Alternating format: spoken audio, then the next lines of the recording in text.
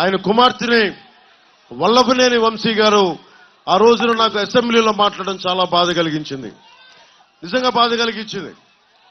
అరే మీకు చంద్రబాబు గారితో విభేదాలు ఉండటం వేరు, లోకేష్ గారితో విభేదాలు ఉండటం వేరు, కానీ వచ్చి నిజంగా పాపం భువనేశ్వరి గారిని ఆ విధంగా కించపరిచేలా మాట్లాడటం నాకు చాలా చాలా బాధ కలిగించింది.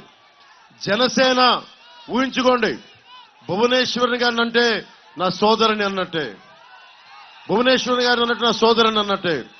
ఎందుకంటే మనం ఆడపడుచులకి, అక్కడున్న దూరాన ఉన్న ఆడపడుచులకి, అక్క చెల్లెళ్ళకి అందరికీ గౌరవం ఇచ్చేది జనసేన పార్టీ. నాయకులతో అభిప్రాయ భేదాలు ఉండొచ్చు, వైసీపీ నాయకులతో అభిప్రాయ భేదాలు ఉండొచ్చు, జగన్ గారితో కూడా విభేదాలు ఉన్నాయి, కానీ ఎప్పుడు కూడా వారి సతీమణిని ఎప్పుడు కించపరిచేలా మాట్లాడలేదు. వల్లభనేని వంశీ గారికి ఓటు కనుక జనసేన